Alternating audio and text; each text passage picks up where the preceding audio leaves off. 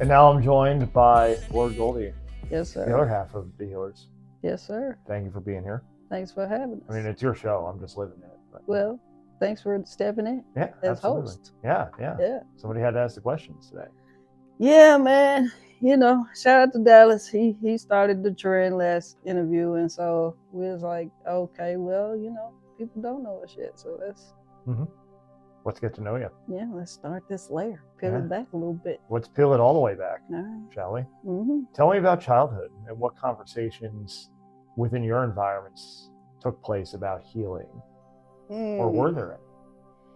So, I grew up in a Christian household, you know what I'm saying? And so specific conversations about healing itself, that wasn't a thing. But as I grew up and got an understanding of the things we did talk about when I was a kid, then I was like, oh, okay, that could have been centered around healing. You know what I'm saying? There was a lot going on. It was a lot of depression amongst, you know, seeing my mama deal with it, seeing me deal, you know, and then me dealing with it myself, and just kind of understanding like, okay, we're gonna go through things. How do these things make us grow? And man. Childhood, man, it was different, man, because I always like opposed like what was going on, because like they're like, oh, don't question God, you know what I'm saying, and go to church and serve God, love God. God would get us through. Everything was God based. So it's like you going through something, go to God. And then, you know, I do that now, but it's kind of like, okay, we're here on this earth. Like, how do we deal with what we're going on at here? And don't have to always run to somebody who's up there, which I in return learned that God is within me. You feel me? So it was just unlearn and relearn. You know what I'm saying? And then as I got older, I understood the concept of healing, and I'm talking about past 30. You know what I'm saying? Like, because as a kid, you break something, you heal. Yeah. You get a surgery, you heal. But actually healing things that I went through, I never had that process until an adult. Well, understood the process, basically. So was there anything in particular that brought about that understanding for you? An event, an experience, a person that caused this fundamental shift in the way you approach it? I wouldn't say it was like just, you know, this one mind-breaking, soul-breaking thing. I think it was just me growing up and knowing something has to change.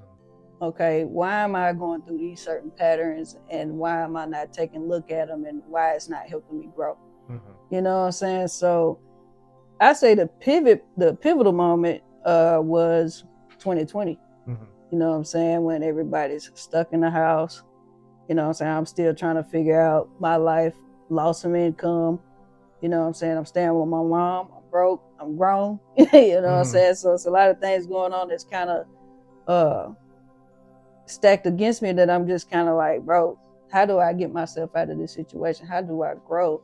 And so I started getting readings. I started doing more hiking. I always like hiking, love to get outside, but I was more intentional with it now. Meditation. Just figuring out, okay, how do I get to the next level of self? How do I deal with things that I've dealt with? And I'm still like growing and still dealing with things such as being real about how I feel about certain things, because I'm so used to stuffing shit down. You know what I'm saying? So it's an ongoing process, man. Just the readings, the meditation, everything. All that shit started in 2020, and it helped me evolve and grow as a person, and know that, hey, it's okay to say that you dealing with these things, and it's certain things you got to do to grow financially and spiritually, so you can get to the next level, instead of being ashamed about these things. You know, so. In what ways have you been influenced by Nashville, by the South in your healing journey? And how have you learned to navigate the tension that arises within us from that place of your upbringing, from, you know, your surroundings? Like, how has that influenced you? I mean, I grew up, you know, from Nashville, born and raised, grew up here all my life. Only lived in Memphis when I was locked up. So it's that, and the South has been a big influence in my life. You know what I'm saying? One of my favorite cities in the South is New Orleans, and it's very spiritual there.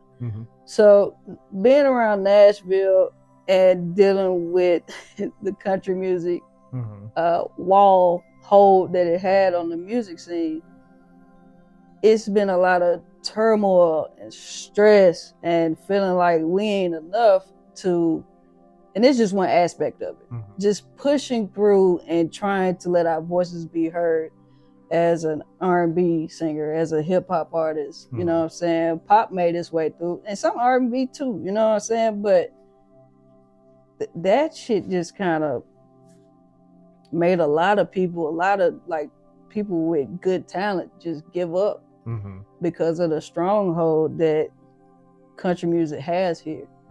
And we've pushed through. We dabbled in country ourselves, and it's other people kind of looking and seeing now, like, okay, they are dabbing in it and it is working, but at the same time, what else is there? You feel me?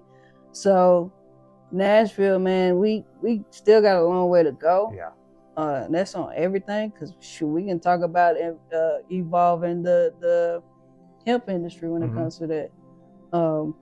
But that's one big one to me in the music industry, is facing the country music scene and trying to sustain a position as an artist in this city. You know what I'm saying? And I'm sure having to convince yourself that you're enough, because the industry is not doing it for you, you know? No. The industry doesn't do it for most artists, the vast majority of artists, and that's across genres, right? Yeah. And so there's got to be this intrinsic belief that comes from within, and this sense of self-love and this sense of higher purpose that drives us forward. And that's a very powerful thing once you've nailed that down, because once that comes from within, the external tends to matter a lot less, right? Like, it doesn't get to you because you know who you are, you know what you're here to do. And like I just said with Foundation, it's like when you know who you are, where you're going, it makes it a lot easier to say no to the things that are taking you somewhere else. Exactly. And so how have you used that mindset and that journey to create your own lane, to build your own table when a lane wasn't given elsewhere from externally? I mean, honestly, I'm a Black woman who's in the LGBTQ community. So a lot of things in life I had to do that. You know what I'm saying? Because once I got my first charge, I wasn't getting no jobs. So I had to create a way that I got money, you know, endlessly. You know what I'm saying?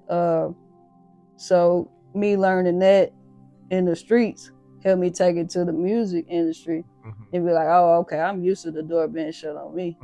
I'm used to no's and like, this ain't gonna work. You know what I'm saying? You got to be comfortable with getting a no or being turned down and stuff like that. And you got to believe in yourself wholeheartedly to know that I can make this happen. Yeah.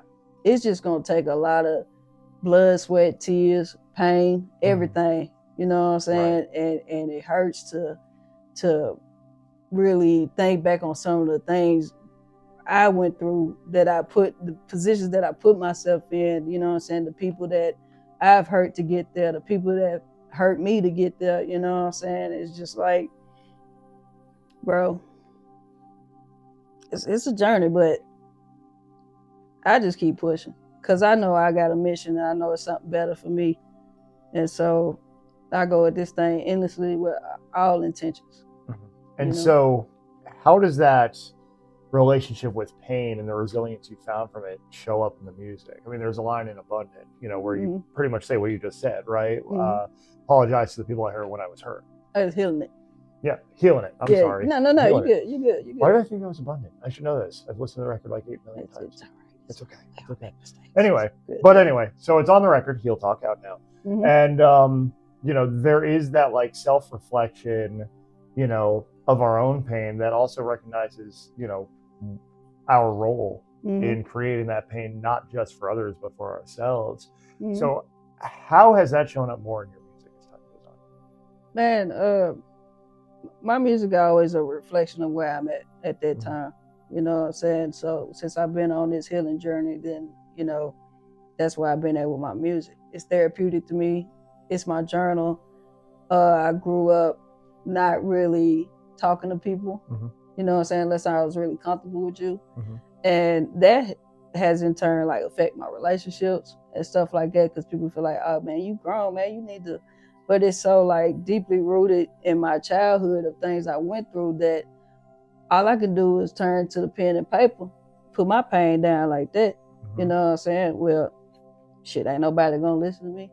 Then let me just write it down. In which return, like a bunch of people can be in the room and we'll be talking about a situation. And I want to say something about it, but I had to fight my anxiety to get it out. You know what I'm saying? Or like if I speak, somebody else will speak over me. And so I, like 10-year-old me will come back and be like, all right, well, I just ain't gonna say nothing.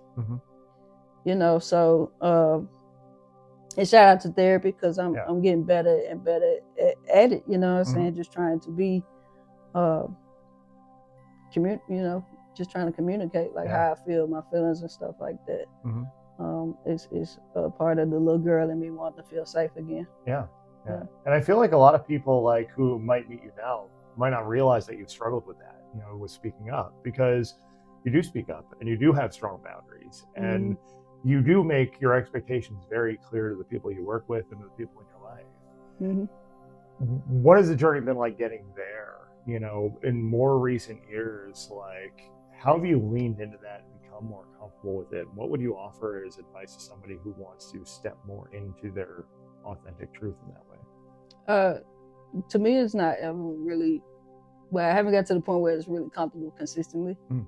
You know what I'm saying? Because I can go back and forth with myself about something and then, eventually be like, all right, if you want this to change, you're going to have to say something. You know what I'm saying? You got to get that off your chest. And so, and being in business and stuff like that and dealing with people getting over, you know what I'm saying? Dealing with people trying to be slicker than a can of oil, you know what I'm saying? What they say. And so you just got to, just step up for yourself. You know what I mean? And just be real with people. Be real with yourself too. Because that's where it starts. Yeah, because that's where it starts. That's where it starts. You got to be real with yourself and feel like, hey, man, all right, well, if I don't say nothing, this ain't going to change. And if I don't do nothing, this ain't going to change. Yeah. And it could be a scary thing if you're not used to doing that too, because you know that when you set a boundary that maybe you haven't set with the person before or that you've been afraid to set in the past, like it's going to fundamentally change something about the relationship, right? And depending on the person, that change may be more or less severe. Yeah. And I think there's a big part of like getting comfortable with the idea that like, okay, if I really need to set this boundary or say this thing I need to say, like things may not be the same as they were before. But then it's also a matter of like, well, is the old routine really that good? It might be comfortable, but there's comfort in even bad routines, right? Yeah. So you have to weigh like the pros and cons of saying something versus not. There's no perfect solution, right? But if somebody's overstepped your boundaries, or maybe you'd like to set new boundaries, like it's worth it for your own inner peace, right? And it's all in a matter of how you deliver the message. Like you deliver it diplomatically with a good heart and the best intentions, and that's all you've had to do. Yeah. Their response or reaction is their response or reaction. Right. Correct. I mean, even now, it's just like trying to talk and get certain things out. The anxiety will build up, and I'm just like, you know what I'm saying? But it's a fight. It's getting better. Yeah. It's definitely progress. Yeah. We all make progress, and like we're all at different parts of the journey, and it's just one of those things like we were talking with Foundation, like, how long does it take you to get back on track? or on track in the first place. You know, as long as that process happens more quickly as you go, you're making progress. Like, and there's grace to be shown for ourselves in that progress. Like, we don't have to be perfect all the time. Healing's not linear. Neither is our journey of becoming more comfortable dealing with the uncomfortable. Sometimes situations that will come up and they'll trigger previous situations, but it's in recognizing where that trigger is coming from that gives us the blueprint to dealing with it. Yeah, because a lot of people are not going to look at it like that. They just going to feel like, okay, this is pissing me off. That's it. You know, I'm either going to react or just, you know, quit messing with you, or, you know, however they go about dealing with it, instead of like looking at it like, why is this making me feel this way? You know what I'm saying? Like, why am I really mad or upset with you about this? You know what I'm saying? And is this a consistent thing? Like, a lot of people don't. I was talking to somebody one day, and we were saying, like, a lot of people don't look at themselves in the mirror. They don't face themselves that way. So what makes you think they're going to sit down and analyze themselves? Like, at night, I sit in the bed, and especially after a drunken night, and I sit in the bed and I'd be like, okay, did I mess this conversation up? Did I do something to make this person feel this way? A lot of people don't feel like that. They just lay down and be like, I don't care. Right. You know what I'm saying? And then when you say something to them and you like, hey, you did this to make me feel this way. And maybe they might take it into consideration. Maybe they won't. But yeah, a lot of people haven't done that work to take those looks, and maybe they didn't mean to offend you or, you know, whatever, insult you, but maybe they didn't realize how their behavior could have affected you because they didn't take that look to assess that possibility, right? And it's only when it's pointed out to them that they're like, oh, yeah, okay, I see it from that other side. And I think we've all been guilty of this, right? Where it's like, you know, we're trying to protect our own peace. We're trying to protect ourselves, and in the process of that, we hurt somebody else who, you know, maybe interpreted the situation completely differently. And so that's why these conversations are important, but also we still need to maintain our boundaries and our own sense of self. You know, we can't lose ourselves. You know, if something doesn't feel right and aligned with our values, we can't compromise those values just to make the other person happy. But to hold those values, communicate our interpretations and our feelings, hold space for the other person's, but also realize that's theirs, this is mine. Yes, sir. So next question for you. As the mayor, we call you the mayor around here, among many other things. You're a public figure. You're in Nashville, have been for a while. We were just talking to somebody before we started taping, and you've been making music for over 20 years. So a lot of people know you. A lot of people have accessibility to you. And 25, 26 years. That's maybe even longer than that. I mean, I started writing when I was 9, but really getting into like the scene around here, I was a teenager. So that's nearly 3 decades of energy coming at you, and having to learn to protect your peace and protect your energy. How do you balance your peace and protecting your energy with all the energy that comes in, with all the people, all the situations that you encounter, and like, how do you maintain that sense of self? Now, this year, the past 2 years, I think I've been working on like the balance, because just like foundation, like, and we was running in the same circles. Like, we were everywhere doing everything, and it wasn't no balance. It's just like, I gotta work, grind hard, you don't sleep, keep going. And honestly, that is a false narrative to live under, because you need rest. You know what I'm saying? Grind, no sleep, that's false, bro. You know what I'm saying? So I learned that, okay, I wake up, right? What do I need to do today? Write all my list down, get it done. And then once that's done, then I'm done for the day. And then it'll be a part of me that feel like I need to do something. No, you don't. Sit your ass down and rest and start over the next day. You know what I'm saying? And so just being, the walks help me. You know what I'm saying? To kind of balance my thoughts and to kind of get what I need to get done, like down in my head, and the meditation helps. Because all these things are peaceful to me. You know what I'm saying? And I'm lucky to have a slow morning in the morning. I was just telling my homie earlier, I was like, I need to start getting up and just like reading and just kind of like grounding myself for the day so I can go and tackle everything and be okay with, at the end of the day, it's over. If I don't have nothing else to do. Because, I mean, there is meetings. We have meetings. There are shows we go to. There are events we go to. There are sessions we have. You know what I'm saying? So people might look at my world and still feel like it's chaotic, but it's organized chaos because I'm trying to get somewhere. You know what I'm saying? I'm on a mission, and my mission is bigger than me. So I still gotta work, but also make sure I got these systems. Like I'm in the processes of building these systems to make sure, okay, this can work without me being fully hands-on. You know what I'm saying? Otherwise, if you got your hands in everything at one time, you're not going to be able to show up as your full self for everything. You know what I'm saying? So you take on what you can and be real about yourself on what you can. And prioritize the most important things. Exactly. What's taking you to where you're trying to go, to where you're going to have the greatest impact. Exactly. And it might be somewhere you think the least. You know what I'm saying? But I keep doing things and I keep trying stuff and things keep coming to me naturally to, you know, make happen and see where they go. And, you know, and I might look at something as a failure, but then somewhere on down the line, another opportunity comes just like what I was trying to do. And now I got a chance to make that opportunity right. Just take what I learned on that last one and apply the good stuff to it, and then be open to learning how I can make this better. How can I be a better leader? How can I execute this better? You know what I'm saying? So, yeah.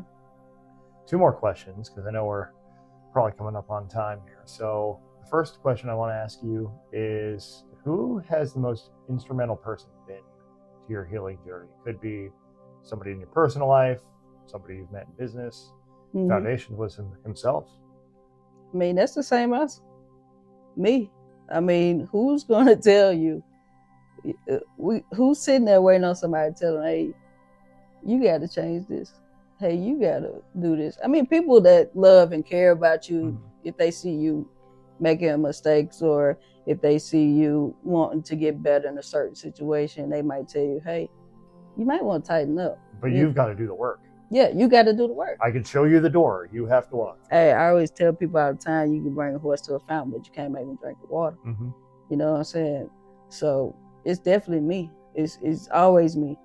It's always been me. You know what I'm saying? It's situations that happen to me that from other people that will make me pivot or change something or a situation, but it's always me, man. I make the choices. I control what's over here. I can't control nobody or nothing else. But it's all me. It's all me, and that's why I keep going. So if there's one lesson about the healing journey that you would go back and teach to young Pimp, to young Goldie, what would that be? And how would you illustrate the healing power of your own voice and your own story to your younger self? Hold on, say that one more time. Okay, so imagine young Goldie. Okay. You know, not as far along on the healing journey, going back to say 9, 10. You know, if you could speak to that version of yourself, what would you say about the healing journey and the power of your own voice and your own story in shaping the narrative around you? I just tell her, especially at that age, when I was finding myself, because I've always been a lesbian, you know what I'm saying? And so growing up, the time I grew up, it wasn't a thing that kind of was popular as it was now. So dealing with myself then is kind of looking at like, what's wrong with me? You know, why? Late 90s, early 2000s. Yeah, late the 90s. This is the 90s. Yeah. So, you know, what's wrong with me? Why do I like women? Why I'm not attracted to men like everybody else? Like why? And, you know, I looked at myself and say, hey, you know, it's okay to be you. It's okay to, because if I knew that then, I probably would never dealt with a man. Mm-hmm. You know what I'm saying? I dealt with one, I lost my virginity and stuff like that, but it's like, I wasn't nothing gained from it because I was just here because the narrative was, mm-hmm. A man's supposed to be with a woman, and right. That's that on that. You know, even when my mama found out, she was like, hey, you know, I know it's not right, but I love you anyway. And so, you know, I appreciate that because of what she was taught, but it's just kind of like, damn, I'm not right. Mm. You know what I'm saying? Mm-hmm. Like, you know, that shit can hurt. Yeah. But I appreciate all the love that she poured into me. Mm-hmm. You know what I'm saying? And it's her understanding of it. You feel me? So, and so many people have killed themselves. Mm-hmm.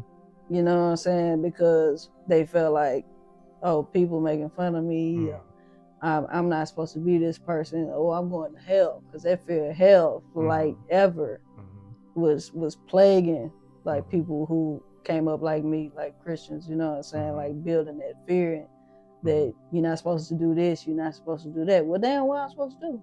Mm-hmm. Sit here and feel like I got an illness, but I'm just being myself. Right. So how did you come to a place of self-acceptance? Man, it was after high school. Mm-hmm. I was an adult, you know, well, young adult. And I just said, like, I'm tired of feeling like I'm supposed to be with a man, but I'm dressed just like one. You feel me? Like, I'm tired of feeling like, and you know, I got my first girlfriend and we just kind of kept it on the low until we didn't, because even then, like 2003, 2004, we were having gay communities, but they're all like low. Mm-hmm. Like, it wasn't a gay club for us yet, besides play. But we ain't really like to do music back then. I mean, much respect to it. I mean, it's cool now. I mean, but the clubs we had to go to were 2 a.m., 3 a.m. Yeah. You know what I'm saying? So it's kind of coincide with the freaks come out at night. Mm-hmm. You know what I'm saying? Yeah. So just having my first girlfriend, going through stuff with her and having to grow after our relationship, because that was a crazy relationship. Mm-hmm. She was older though. You know what I'm saying? I like older chicks at that time. Now I want somebody like my age, or, you know what I'm saying, not too further younger. I take a little bit older than me, but that time, I don't know, like I think I was 18, she was like 23, 24, something like that. Kind of different parts of life at that point. Yeah, very different. You know what I'm saying? And she showed me with her actions. You know what I'm saying? So when we broke up, I went full grind time. But back to the question though, it just, and I still like kind of deal with this journey of, damn, you know, I'm single, you know, I'm trying to make this happen, but I also want a partner who's gonna be there with me to go through these, you know, things with. But I also know that I want to be a little bit more stable before I bring a relationship into the situation of the madness of my life. Right. You feel me? Heard that. Yep. Yeah. Same. So, but I just thank God that I was able to, you know, change my mind about things, and that, you know, I had that support system, because it was times where it was people I met that didn't have that support system, and then, you know, we had gay families set up to where people can have that support system. You know what I'm saying? Because I was at St. James, but it was times where I was suicidal, bro. Like, oh, I'm going to hell anyway for being who I am. Might as well take myself out. And I almost did one year. I wrote a song about it. I'm gonna release it this year, but I took like some Xanax bars, and this one I was hustling Xanax bars at this time, and I had like 1,000 of them, and I was taking, I was bagging them up in 100 bags, but some pieces was broken, so I was just popping them, and I was drinking too. So everybody know that when you take bars, you're not supposed to drink with them. You know what I'm saying? And so I went on like a 3-day blackout, just in and out. And people was coming to my house, and this is when Antioch was cool. You know what I'm saying? People was coming to my house. I was putting my alarm in and out because if I just opened the door, the police would have been there. Like, you know what I'm saying? These condos was right behind where the Waffle House wasn't there, but the Waffle House when you know the stuff happened. So one day I get up. It's one night. I said I'm going to Woodbine see my homeboy. My homeboy's like, "You sure?" You know, he bought me some money over there, gave me what he need. He was like, "You sure?" And I was like, "Yeah, I'm cool." So I get my Acura. I had 2 cars at the time. I got an Impala and I got an Acura. The Acura is like a 1993. So I get in the Acura. I get up, I pull off. Got my gun license at the time, got my big 9 on me. So pull off, go straight down the street, and I black out. And I wake up, I'm hearing like, unconsciously hearing like, like, I'm hearing the wreck. I can't see the wreck. But I stop, I come to, I get out the car, and I've hit these people's fence. And so I get out and I start like getting the grass out the car, moving stuff. This guy come out of nowhere, he like, "You okay?" And I'm like, "Yeah, I think so." So he look at me, he look around, he said, "Well, nobody saw it." I said, "You right." So I got in the car and I go back up the street to the condos I was staying in, but it's something like, doo, doo, doo, doo, doo. Like I thought I was riding on some wood or something, you know what I'm saying? And so I get to the house and go in the house, leave my keys in my damn car, go in the house. I guess I black out again. I call the girl that I'm dealing with at this time, and later on she telling me I'm in tears. You telling me somebody that did something to you. Like she's out of town at the time with her girlfriend. Another story. So and she's like hysterically crying, like, "What is wrong with you? Like, what are you doing?" And I was like, I don't know what I was saying to that girl, but I like broke her. And so, and then I come to, and it's past Christmas. I'm calling everybody and I'm telling them Merry Christmas. I go outside and they telling me, "Nigga, Christmas was yesterday." I did not. I don't remember Christmas at all. So I go outside, my keys still in my car. Both of my both of my tires have the rim out. Like the rim is just exposed. So I rolled up the street like that, thinking it was just a piece of wood under my car. And the car is damaged. The fence is fucked up. I went and rolled by it. It's fucked up. But I was about this much from the house. So God was with me, dog, because if I would have kept going, I would end up in them people's house. Might have died, might have killed them. You know what I'm saying?